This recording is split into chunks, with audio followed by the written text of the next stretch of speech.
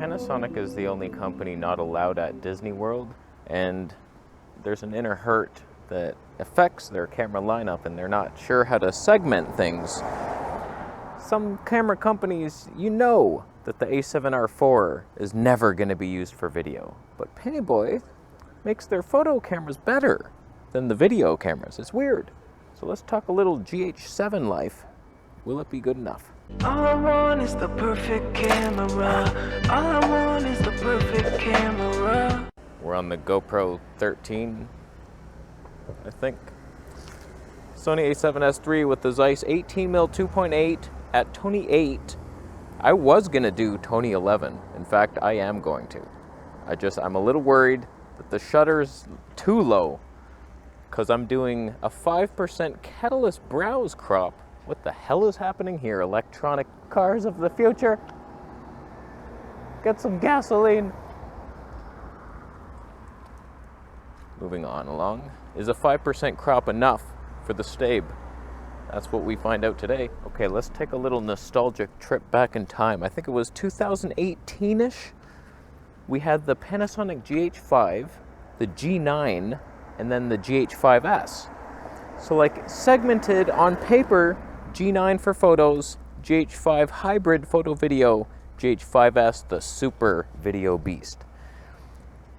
You could not get further from the truth. The G9 had better autofocus and Stabe than the GH5 in video.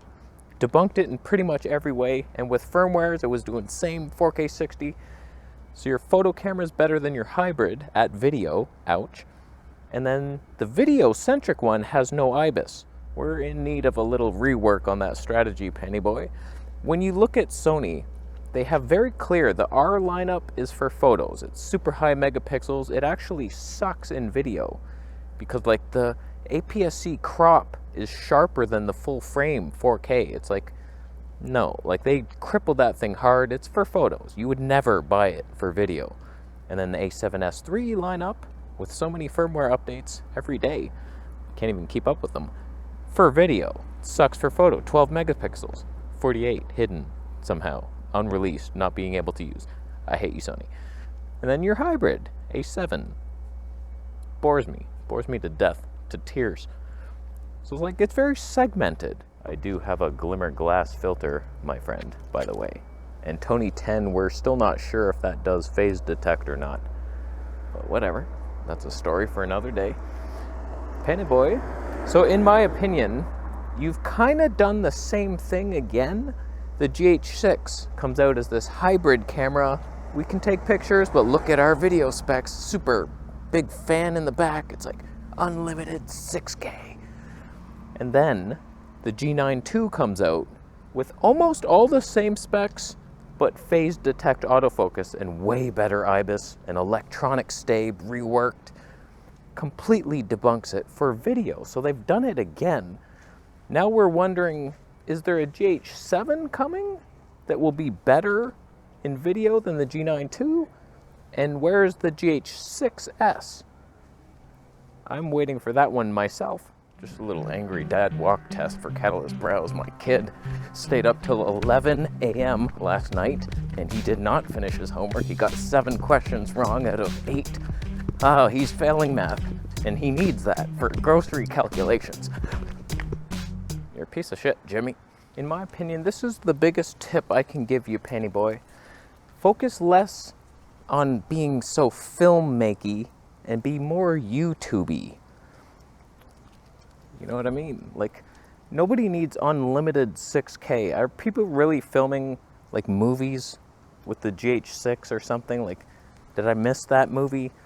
I doubt it. Like, they're going for Airy, maybe Black Magic, Sony sometimes. Just be like a YouTuber's thing. Don't end up like the Olympus executives who made so many sushi rolls that they couldn't keep up with the demand for actual camera gear. You don't want to end up like those two, the two guys running Olympus. You know what would be an instant buy for me? Panasonic GH6s. With the G9 II specs, the only things you're tweaking, I would appreciate lower megapixels so we know that you can add a little more processing power. It's less data to work with, so we know you can now add animal eye detect in 4K 120p and HD 300. Face detect as well. So right now the G9 II, it does phase detect autofocus with no detecting algorithms. The house was sold. I'm not distracting you. How much was it? $7 million with no land? That's awesome. Good deal on that one. Thank you, Toronto. Just as a side comparison, side by side with Catalyst Browse, look how much it deteriorates the image. What am I doing wrong? I can only do 100 megabits per second when fully rendering the file, whereas I'm filming in 240. So I lose like 70% of my image, calculated by me. I'm annoyed by that. Yeah, annoyed. So we're doing G9 II specs. Somehow we're saving some weight because we don't need a fan, we don't need unlimited 6K 60p that you're leaving on a tripod to film the streets, to film riots and stuff, and you want to capture something. Like, it's just regular people use. YouTubers, we're filming maybe 6K 60 for 4 seconds. Wow, that's cool. Oh, look at that. Wow. Okay. Can you edit those files? I doubt it. But like, we don't need much. So like, G9 II doesn't overheat. Continue that pattern in a lesser body, not the S5 body. We're done with that mold. You have your like 3D printer at home. You're like eating Cheerios and you print off another G9 II with the same body.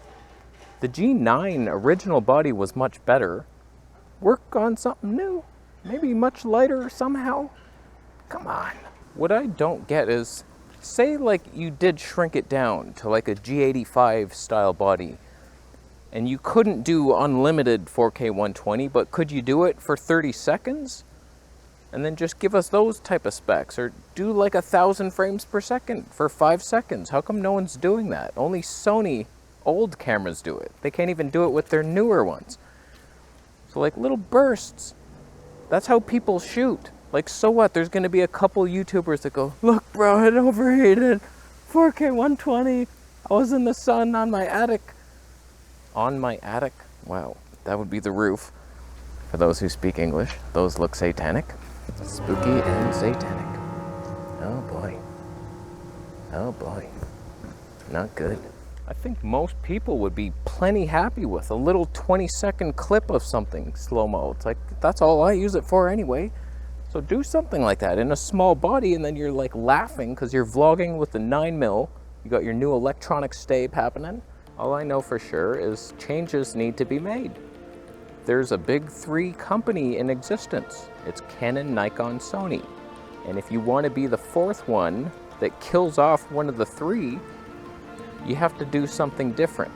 You're Micro Four Thirds. You're already at a disadvantage, but real YouTubies, we know that that's not a disadvantage. It's actually fun. I've stopped down to Tony 10 for the whole video because vlogging is fun with stuff in the background. There's a cat. There's a cat. So it's like Micro Four Thirds could be so much lighter and better specs. That's what it's meant to be. But you're not quite doing it yet so far. You're heavier than full frame. You're matching the specs.